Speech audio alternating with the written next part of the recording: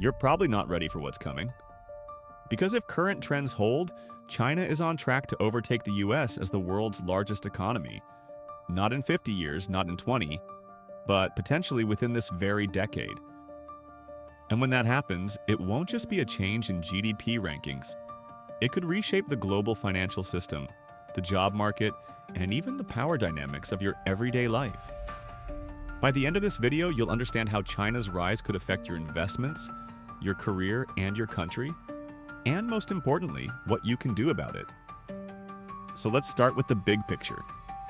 For decades, China has grown at lightning speed, averaging over 9% annual GDP growth between 1980 and 2010. Even as growth slowed in recent years, its economy kept expanding in absolute terms, rapidly narrowing the gap with the US.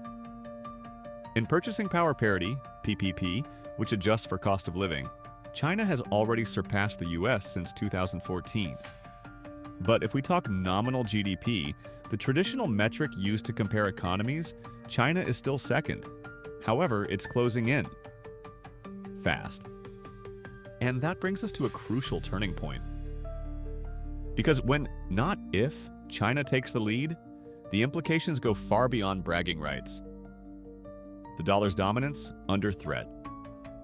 Global trade routes, realigned. Tech innovation, redefined. Even your smartphone might run on standards set in Shenzhen instead of Silicon Valley. But how did China pull this off? It didn't happen by accident. China's strategy combined long-term infrastructure investment, aggressive manufacturing dominance, state-backed innovation, and deep integration with global supply chains.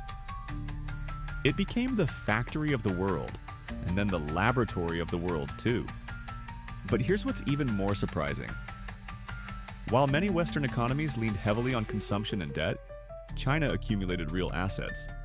From rare earths to massive port networks across Africa and Europe through its Belt and Road Initiative. In short, while the West was playing checkers, China was playing Go. Now here's where things get interesting for you. If the yuan becomes a serious challenger to the dollar, and if Chinese companies begin to dominate industries from AI to semiconductors, your portfolio might need a serious rethink. And that's exactly what we'll explore in the next section: how investors can prepare for a China-led world. Shifting economic power is just the beginning. The ripple effects will hit your money, your politics, and your future. Ready for what's next? Let's talk about your money. Because when an economy becomes the largest in the world, it doesn't just mean more factories or bigger cities. It means more influence over the global financial system.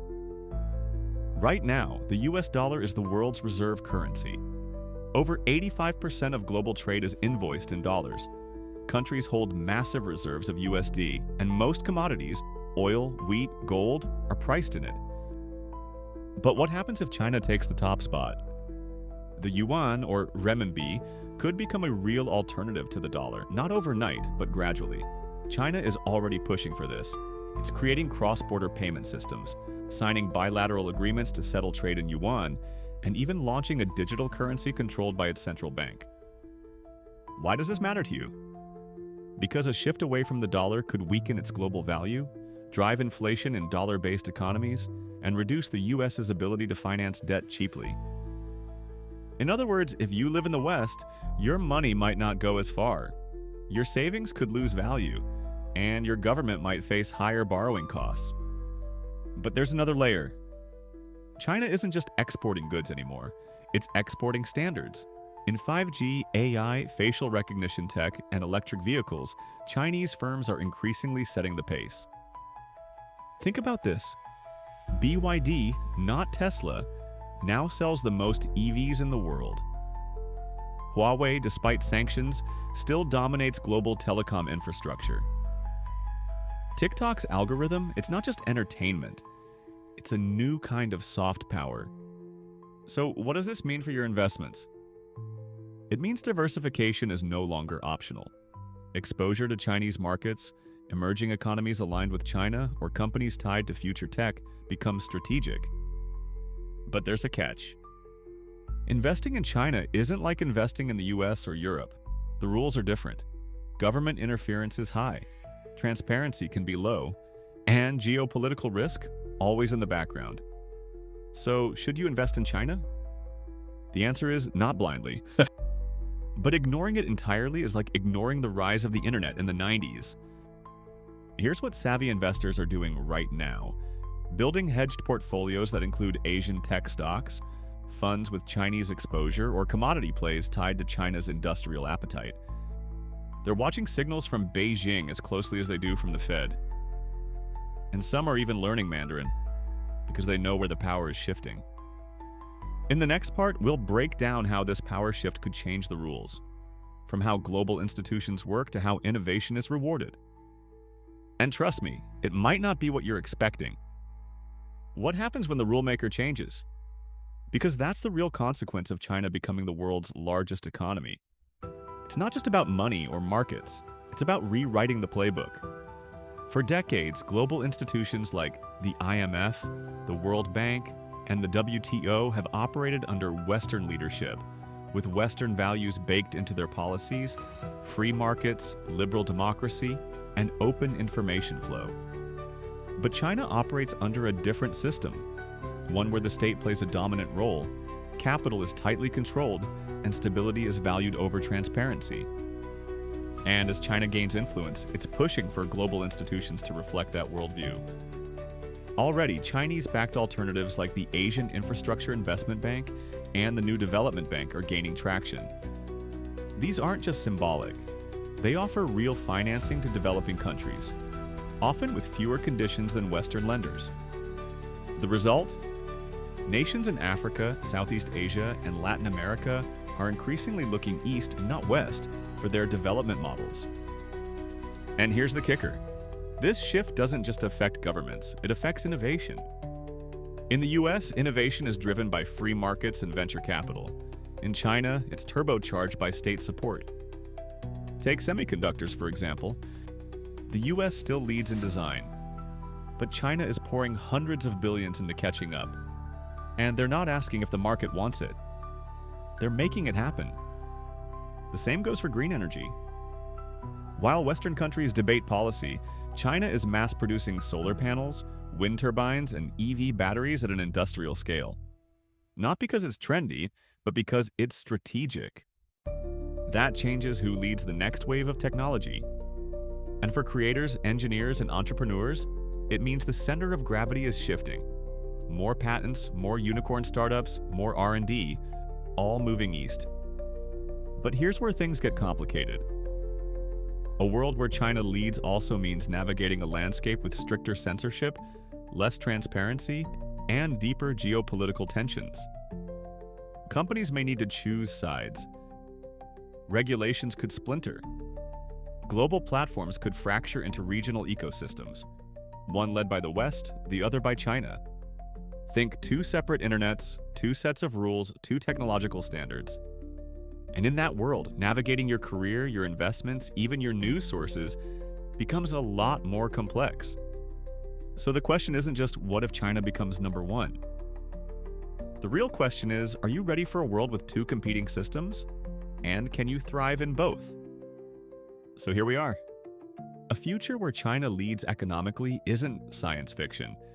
It's a scenario the world is slowly drifting into. And whether you see that as a threat or an opportunity depends entirely on your level of preparation. Let's start with your career. In a China-led world, the most valuable workers won't just be tech-savvy, they'll be geo-savvy. They'll understand global trade dynamics, know how to operate across cultures, and speak the economic language of both East and West. Fluency in Mandarin, that's a power skill. Understanding how Chinese business culture works, relationships, long-term planning, state involvement, that's the new edge in global business.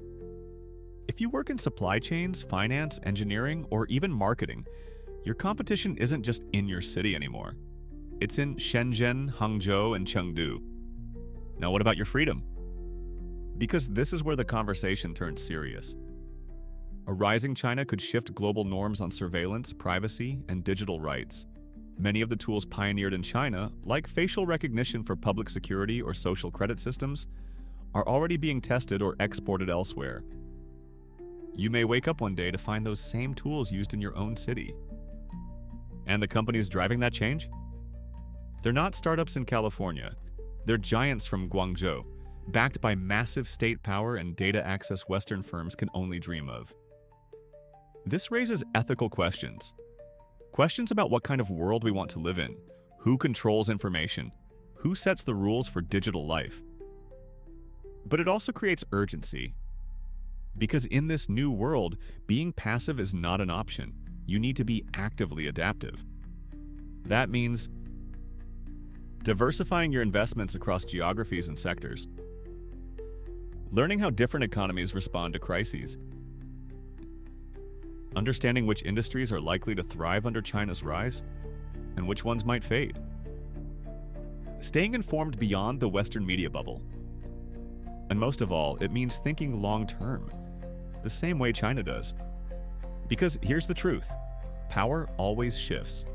Rome fell, Britain ruled and faded. The US rose and might plateau. Now it could be China's turn. But that doesn't mean decline for everyone else, unless they choose to stand still. So ask yourself, are you positioning your finances, your skills, and your mindset for the next global reality? Because ready or not, it's coming. If you want more content like this, don't forget to like and subscribe, and let me know in the comments, what topic should we dive into next? Because the more prepared we are, the more powerful we become, no matter who's number one.